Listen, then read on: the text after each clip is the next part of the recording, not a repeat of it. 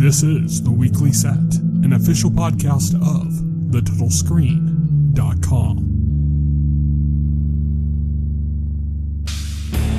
I wish I was the monster you think I am. You have come here to beseech me? Yes, for your soul. Madness can be a medicine for the modern world.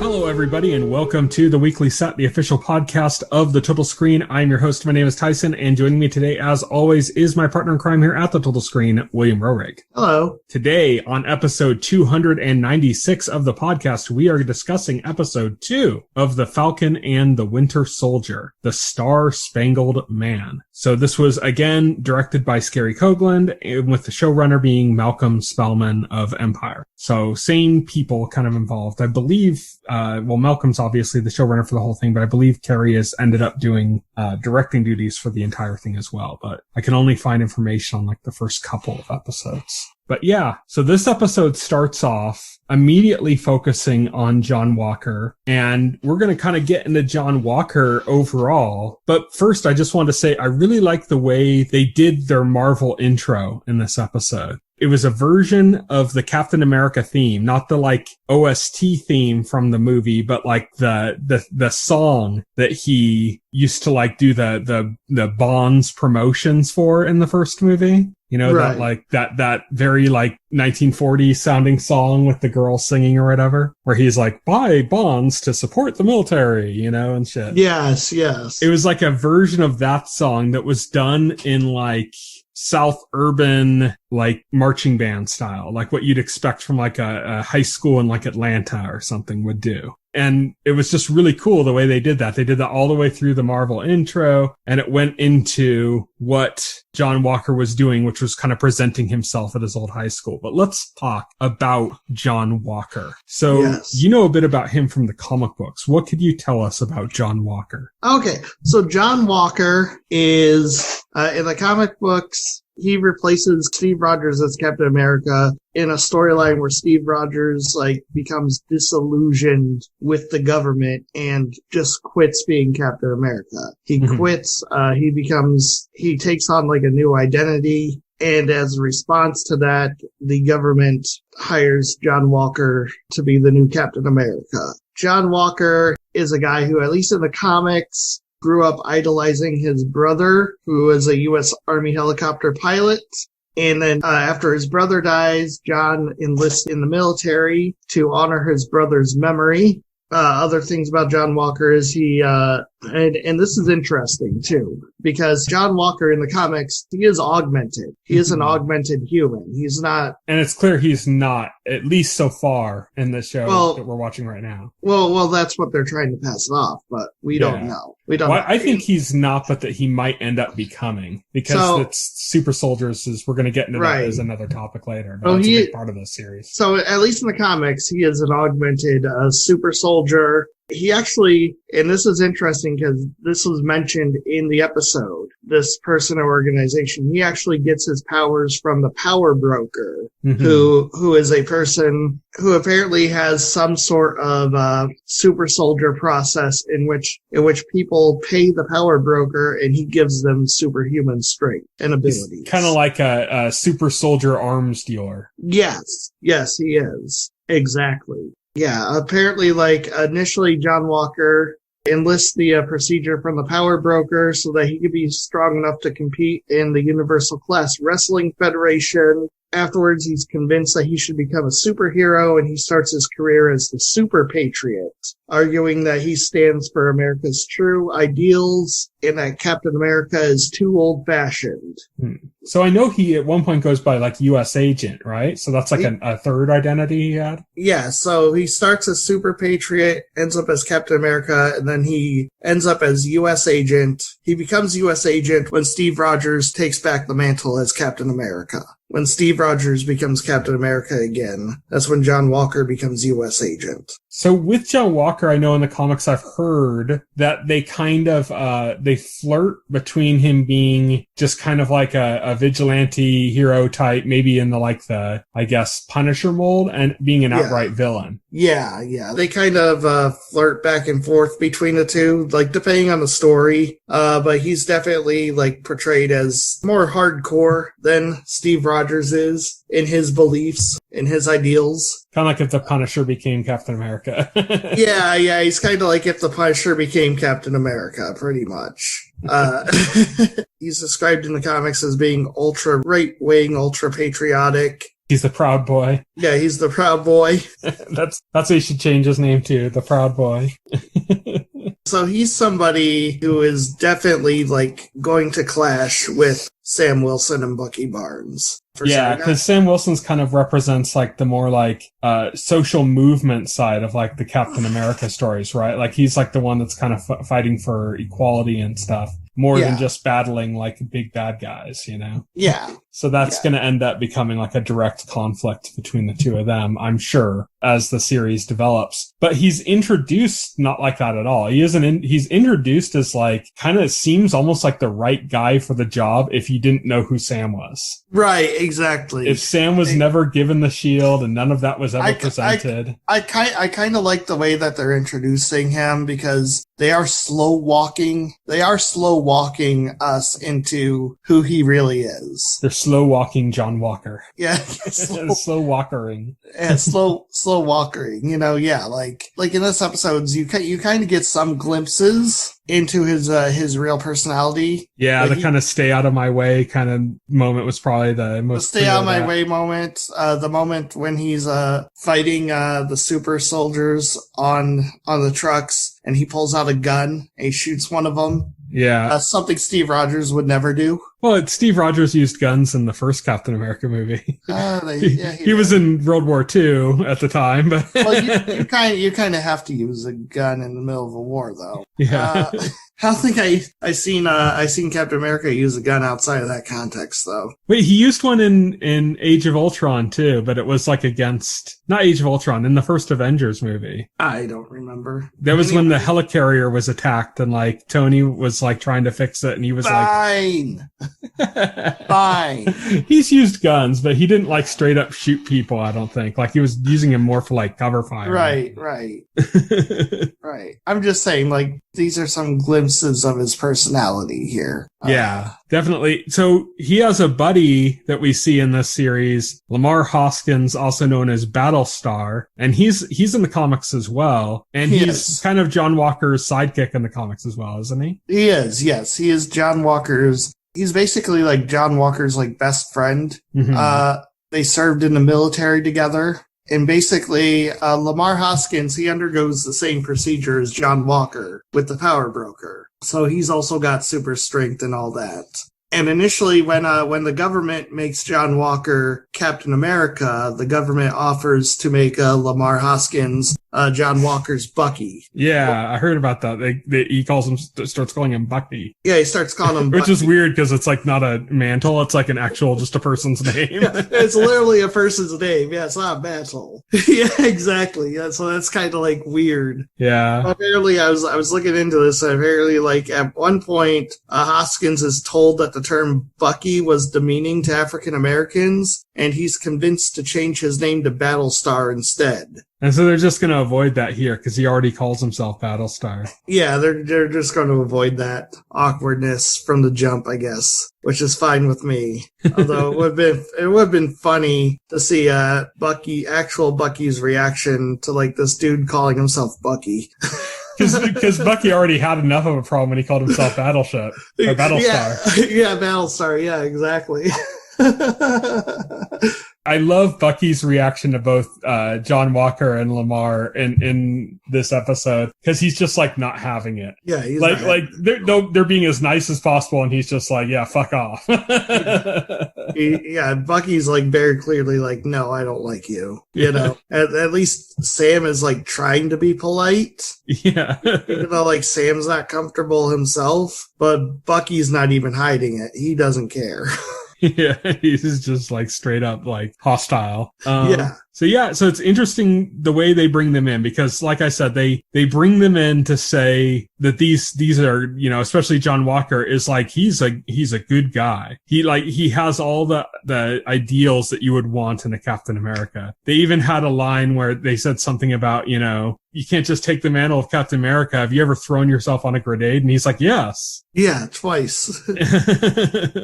So he kind of like seems like he epitomizes those ideals. Like he seems like he fits into that. And that's what's really kind of cool in the way they're presenting him. And it's really done well with Wyatt Russell, who doesn't look quite as much like the old guy from Up in this episode. Yeah, it's really cool because they're not introducing him at the jump as, you know, as the bad guy. You know, they're not just bringing him in and saying, this is the bad guy. Look, if anything, he's like the try-hard.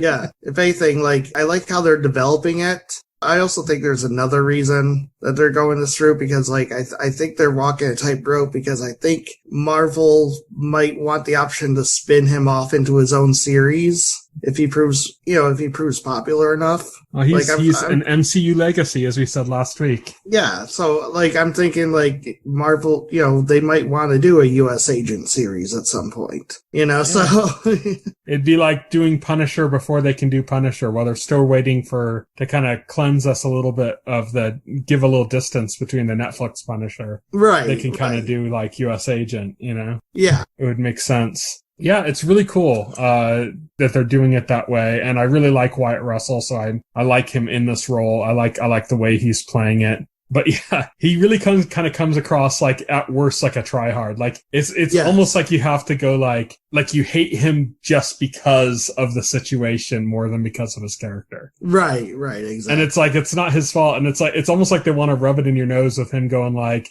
come on guys, I'm just trying. I'm just trying to do my job here. Come on guys. Doing the best I can. Gosh golly. Yeah, and they're really kind of playing that, and you know, but if you have foreknowledge of the comic books, you know that that's probably not how things are going to end up. I kind of think that they're not going to play it up as him secretly being dark and that he's hiding that so much as that he's going to be pushed to being dark. No, right, exactly. I don't think you're seeing him trying to hide his true personality here. I'm just thinking he's the kind of guy who can, you know, when pushed, can go off the rails. Yeah, he's kind of like, who is that character in Jessica Jones that was also another comic book character that was got her friend's like boyfriend that was like a security. Oh, that guy, yeah. He was in the comics too, like similar type of character where like he's kind of trying to be a good guy, but like he very quickly goes off the rails. He can go psychotic, you know, and like I think that's kind of a lot of what we're going to be seeing with John Walker, but hopefully with a little bit of a better execution in how they present that. So the next character we're going to talk about, and we're going to talk about kind of a theme here more than just a character, is Isaiah Bradley, the super soldiers, the power broker. We're going to kind of cover this part here. This was super interesting, right? Did you call who it was going to be when Bucky told Sam that he had to introduce him to somebody?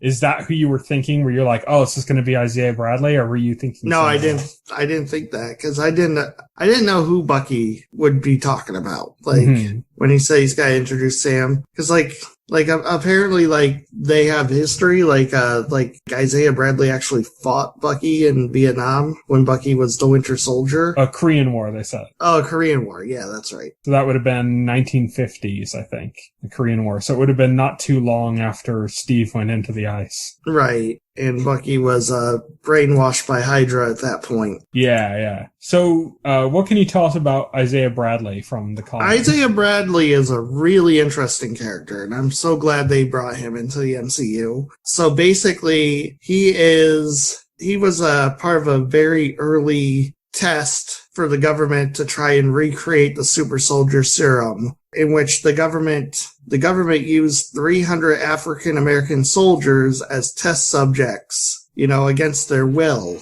Experimented on them. I believe they all died except for Bradley, who survived the process. And for a time, he took on the mantle of Captain America. and he fought for the government in various missions, including the one he mentioned in the episode. The sad thing about that, though, is that he's forgotten to history because his whole existence as Captain America was kept as classified information, and the government basically hid it. Because of the entire program that he was a part of, the government didn't want to acknowledge that they did that. Yeah, that they were experimenting particularly on black people. Yes. They didn't want to admit that happened. And so unlike Steve Rogers, who was celebrated and paraded in front of the international community pretty much as soon as he was created, Isaiah Bradley was kept a secret. And was basically, after the government no longer had use for him, was basically just dumped and forgotten. He was treated like shit. In the show, it's even worse. He was imprisoned. Yes, he was imprisoned. Experimented on continuously after that by both, SHIELD or the military, but also Hydra, apparently, because he encountered, when he was talking to Bucky, he said, your people weren't done with me either. So that's gotta mean that Hydra had infiltrated the U.S. military at that point. And SHIELD. This is also seems to be a direct reference to this whole storyline from the comics, even seems to be a direct connection to the Tuskegee syphilis study. Yeah, it is actually, the storyline was actually based on that, Yeah, I mean, I don't want to get into it just because there's a lot to talk about with that. And we're a TV podcast, but if you haven't heard of the Tuskegee syphilis study, look it up. There's podcasts about it. There's articles, books. There's tons of stuff about it. It's really not a great chapter of of the U.S. government. There's not really a lot of great chapters of our government. Yeah, it's a particularly heinous one. It's completely disgusting. Yeah, and it played into kind of, I think, the idea of this series being kind of about racism and about blacks in the military and kind of the history of that. It also is interesting because the way they presented Sam being really angry when he found out about there being a black super soldier, which they don't say Black Captain America because he did take the mantle, although, it was kind of taken from him again. In the comics, in the series, they didn't reference that. They just said Black Super Soldier pretty much. Yeah. But Sam's reaction to it, it's almost an implication of him saying, if this was knowledge he had, he wouldn't have given up the shield, This is something that kind of changed his calculus for giving up the shield, That, right. This could have been an honor of other people that have come before as well, if this was the case, Right, exactly. So in a weird way, it kind of reminds me of the late night struggle with Conan O'Brien and Jay Leno, where Conan was so obsessed with the idea that he was taking the job that, Carson had. And to do that, he couldn't just do that in New York. He had to move to California and move to Los Angeles and do it, in LA in the way that it was with Carson, he really took the mantle very seriously. And, then after that whole thing rang out and then Jay Leno left anyways, where's Jimmy Fallon hosting the Tonight Show from? New York. He didn't give a shit, He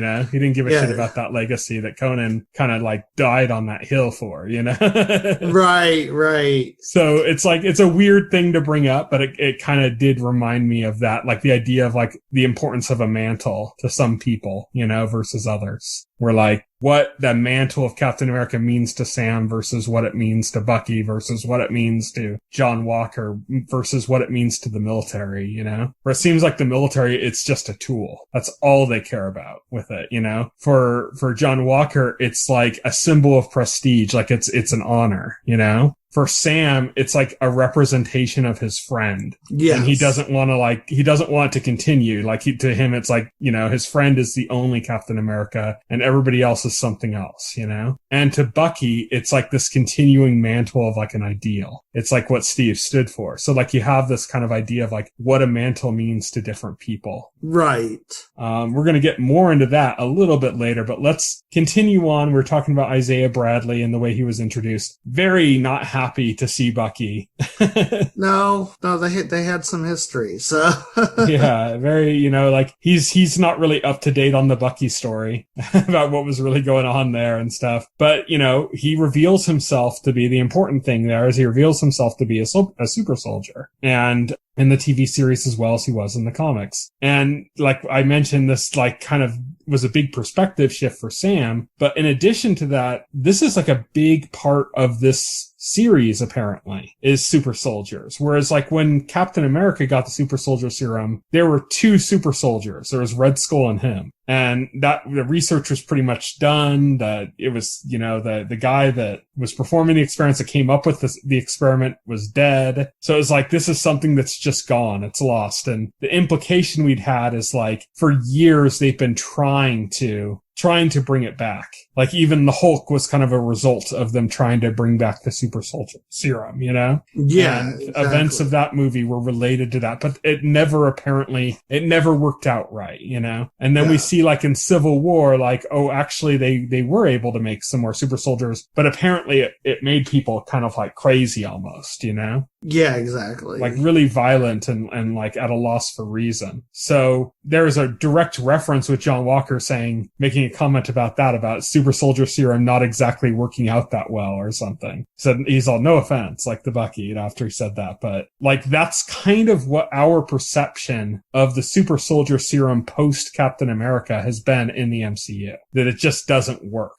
That like there's big complications. It doesn't really work that well. But this, by bringing in Isaiah Bradley and talking about him being a survivor for that, like kind of throws that completely on its head. But he's not the only one. We saw a character in the last episode who was obviously a super soldier based on like his strength. And then we found out that his entire group, the Flag Smashers, are all super soldiers. All 8 of them, including the leader, who they had that funny moment where Bucky was like, hi, and thought she was like a hostage or something. Right. And she was in the back of the truck. So yeah, he thought she was a hostage that he was like saving or something. And it turns out, nope, she's actually the leader of the group of these, of the Flag Smashers. And we get a little bit more depth on the Flag Smashers. Not a lot, but a little bit. Like it's a lot of it's implied. Like we don't really have a lot of scenes with them discussing their positions, their morals and why they are the way they are, but we get implications of it, that they're not necessarily an entirely like evil group or something, that they're actually like fighting for something, like they have a cause, Yes. And that's where we get the introduction of, you had mentioned the power broker, and here we're getting the implication that they stole the super soldier serum from the power broker. And he's like he sends them a message saying like, you took something that belongs to me. And,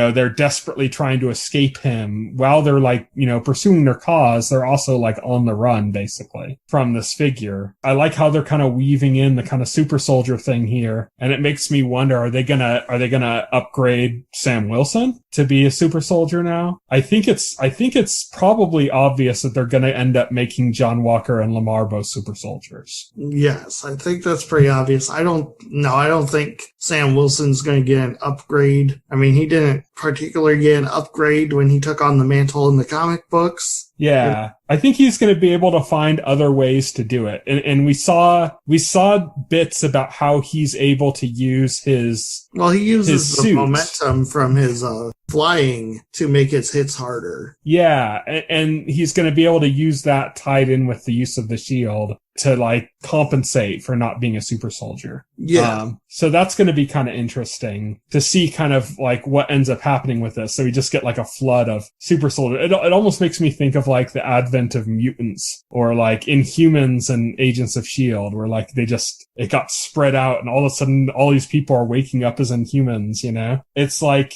it's almost that kind of thing where it feels like we're just getting like a deluge of super soldiers now. And it'd be interesting to see kind of where that goes, like if someone's building a force of kind of like nameless, mindless kind of super soldiers, or if it's going to be like a lot of like strong figures like John Walker that end up becoming super soldiers. I'm pretty sure John Walker is going to become a super soldier though. Well, he literally does, so yeah. In the comics he does, but yeah, I'm pretty sure in the show he will too, If that he seems hasn't, kind of obvious. if he hasn't already undergone that treatment behind the scenes, because we don't know. Like, because like, so I point out, like, when he's doing the interview, like the Good Morning America interview, they show a clip of him throwing that shield, and I saw people commenting, like, okay, so now we're supposed to believe he could throw the shield, like, just like Steve Rogers could, when, that steel is, like, made of, like the toughest metal on the planet and requires, like, a lot of strength to throw. I think that might have been more of a failure in how they plotted that scene more than Yeah. That might have been a behind the scenes error than an actual implication of him being a super soldier. But who knows? We don't know where it's going to end up going with it. I think it makes more sense for them to show his journey to becoming a super soldier through this series. Right. To introduce the power broker, to make the power broker like a villain, to have him have that knowledge of the power broker, and then instead of locking that away as something immoral that he shouldn't be involved with or something, that he directly seeks him out to gain that power advantage, and to show that as a sign of his corruption. I think that kind of makes more sense, but anything could happen. We don't know. One thing I do like, though, is that there's a lot of gray area right now. We're being trained basically to not like John Walker, but we're being shown that there's no reason for us to feel that way, besides our personal feelings about Sam, So it's interesting that they're portraying him that way. And then you have Sam and Bucky, who are kind of a little bit going rogue right now. And it's looking like they're going to even more so do that as the series continues. And then you have the Flag Smashers also acting kind of as in a gray area where they were portrayed more as straight up villains in the first episode, hiding behind a cause. Now they seem like they're actually really deeply invested in the cause, So let's talk about the Flag Smashers. In the comics, the Flag Smasher is a Captain America villain. It's interesting. For this, they changed the character's gender completely. Because in the comics, the first Flag Smasher was Carl Morgenthau. Okay, yeah. So it is a definite gender switch and not just a different character. Yeah. It's Carly Morgenthau in the series. Exactly. In the comics, Carl Morgenthau, his father was trampled to death in a riot in a Latvian embassy, and so he came to the belief that humanity needed to do away with the concept of countries and nationalism that made people feel superior to those of different nationalities. Mm-hmm. So I guess he, or in the show, she is an anti-nationalist. In the comics, Flag Smasher... You kind of see those puzzles, right? Those puzzle pieces. Carly being now an anti-nationalist, John Walker being set up potentially to be a full-on, crazy nationalist. A super and nationalist. Sam and Bucky kind of on the outside of the struggle between those two, looking in, And in the comics, Flag Smasher sets up his own society that he calls Ultimatum, which is an acronym for the Underground Liberated Totally Integrated Mobile Army to Unite Mankind. I think just calling his group the Flag Smashers in the show is much more fluid. Yeah.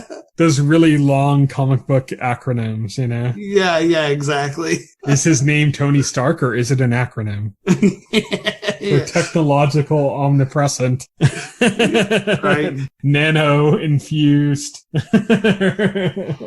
Yeah, I'm kind of glad they kind of went with just giving his title to the entire group. It could end up kind of going the same way it did in the comics, in the sense that that character might take on the title of Flag Smasher, because the way the episode ends with a member of that group sacrificing himself so that the rest of the group can get away, puts in my mind the idea that she's probably going to lose all of her people. Yeah. And if that's the case, if she's the last Flag Smasher, then she is the Flag Smasher, Then she is the Flag Smasher. Yeah, exactly. So I kind of feel like that's kind of where they're going with that. Is there anything else you want to talk about with the Flag Smashers? No, that's it. I want to see more from them. They're really interesting. Yeah, I kind of want to get a better picture of their origin.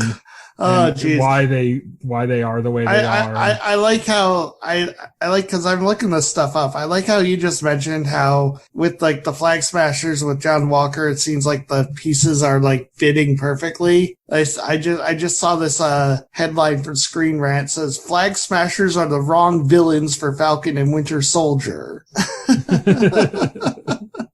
Yeah, I've seen some people comment, even just regular people outside of articles, where they were like going like, "Oh, this show is like clearly being like pro-military and anti," and I'm like, "What are you talking about?" Like, John Walker's clearly being set up as an antagonist, and he's the most pro-military member of the group. And then you have the Flag Smashers being set up as sympathetic. You know, It's like, how can you say that it's being like overtly pro-military? You know? Yeah, the Flag Smashers aren't like being overly villainized.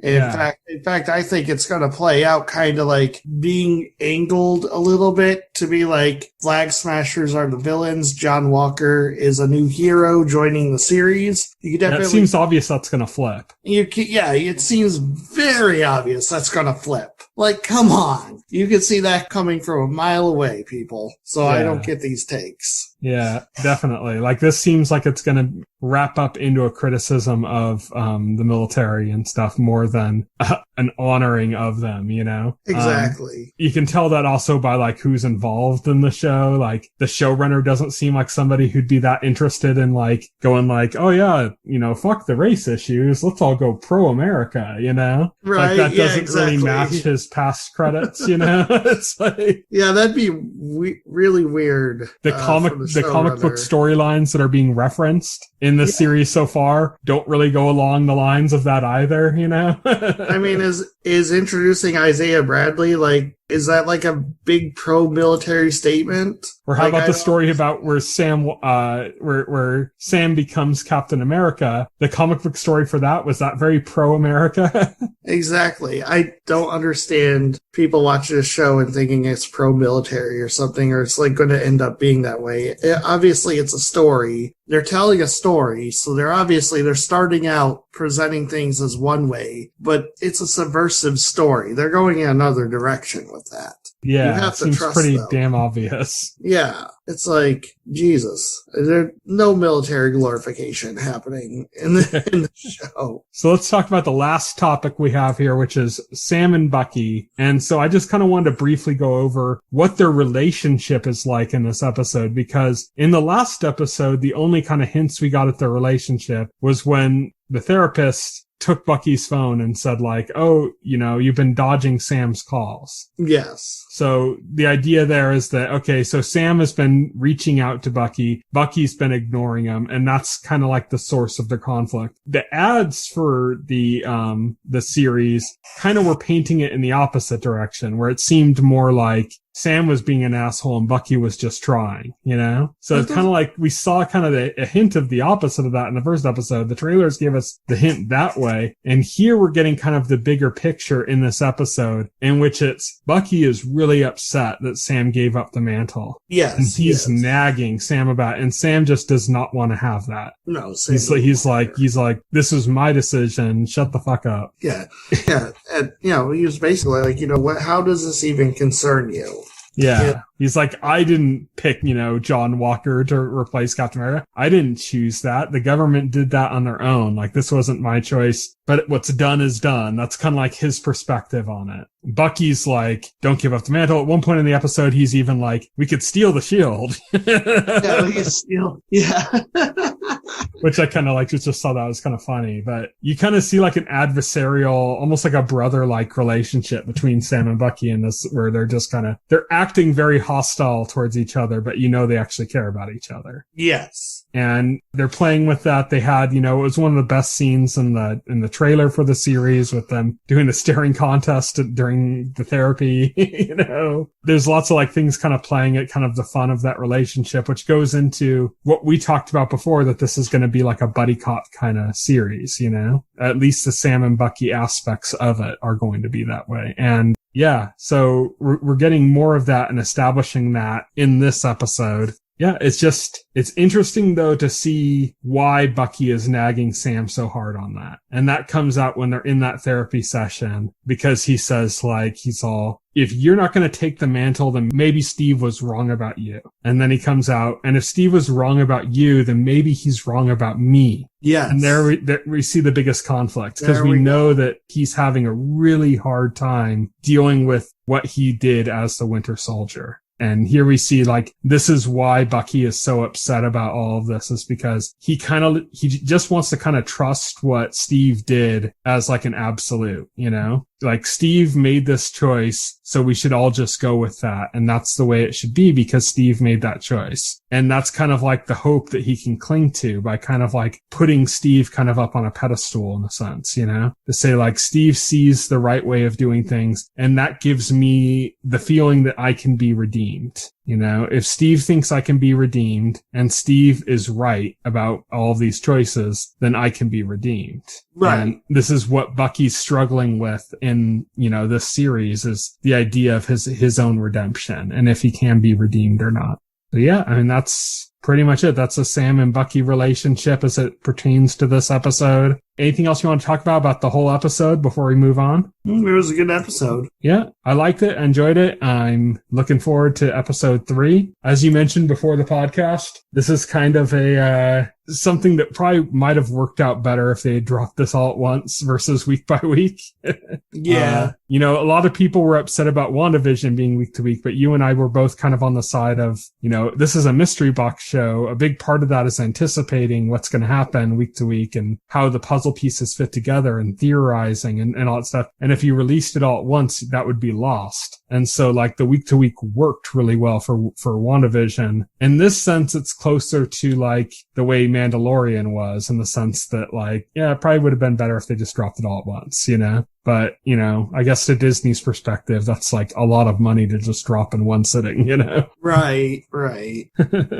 So I'm still looking forward to seeing it. It'll be interesting to see people's perspective that maybe have held off and that do end up binging it. If it's going to be similar to like a Westworld kind of thing, where like a lot of the people that watch week to week had a big issue with Westworld, whereas the people that binged it had less of an issue, at least in the early seasons. Like in the later seasons, I think people just had issues with it, period. But I don't think Westworld worked very well as a mystery box show. The first season though is like there was definitely a big divide between people who liked it and who didn't like it, relating to people who binge watched it and people who watched it. Right. So it'll be interesting to see how that kind of same thing might apply here. Definitely sort of in the middle on that. Like, I enjoyed the show. I think, you know, there was a lot of good acting, some great moments, character, but the whole mystery thing, I think, kind of dragged it down in the end. It got like way too convoluted. Yeah.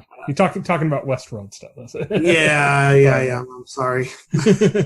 But yeah, no, I'm just saying to anybody listening, they might be confused. Nothing convoluted about. No, I think I think the conversation is flowing correctly to avoid confusion. But no, Falcon and Winter Soldier is definitely not convoluted. Jesus, it's pretty straightforward. Yeah, it's pretty straightforward. But it's Marvel. Marvel typically is like, Marvel isn't like into super dense stories that, you know, people have to like parse. WandaVision was practically an ode to television. Yes, it was. So like it being a television show made a lot of sense, and it being released week to week made a lot of sense, even outside of the mystery box aspect, which was important to it as well. But here with Falcon and Winter Soldier, it is like a 6-hour movie, you know? Yeah, it is. Broken up into parts. And so I could definitely see why some people are going to not enjoy it that much on a week-to-week basis, but will like it a lot more when it's all together.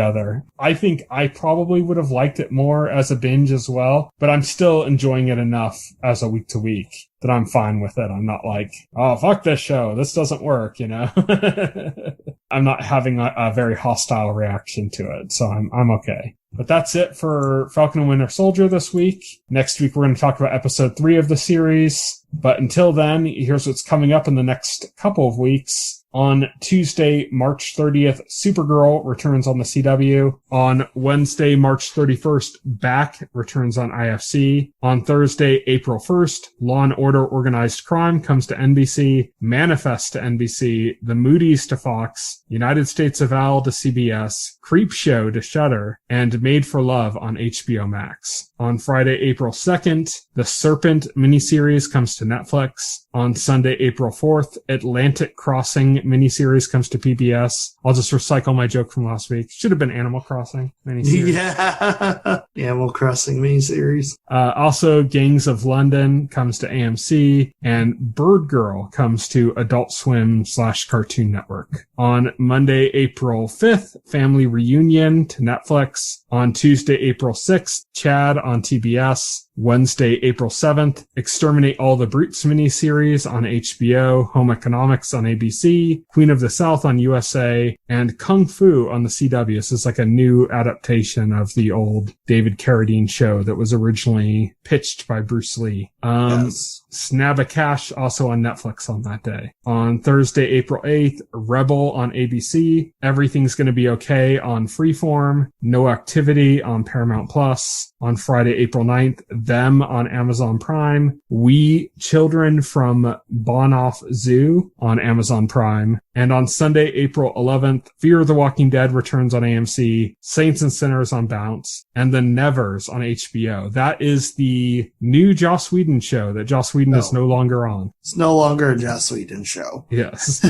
Well, I mean, it's going to probably feel very Joss Whedon, at least in the beginning, because he was on it for, all the way up until, I think, the filming of the first episode or something. And then he stepped back. He said it was because he didn't want to film a long TV series during a pandemic, but I think there are other reasons that we are all painfully aware of. So as I said, next week we're going to continue our coverage of Falcon and the Winter Soldier. Until then, you can follow me on Twitter. I'm at Tyson Gifford. You can follow Will. He is at Voxel Hero. You can check out our Facebook page and our YouTube channel, as well as our site, thetotalscreen.com. You can subscribe to the podcast through any major podcast client like Apple Podcast or Pocket Cast. And the entire backlog of our podcast is available on our YouTube channel. Thank you, everybody, for listening. Good night. Good night. If you would like to reach out to us and make a comment, send an email to contact@thetotalscreen.com. Stay tuned to The Total Screen for the very best in genre television.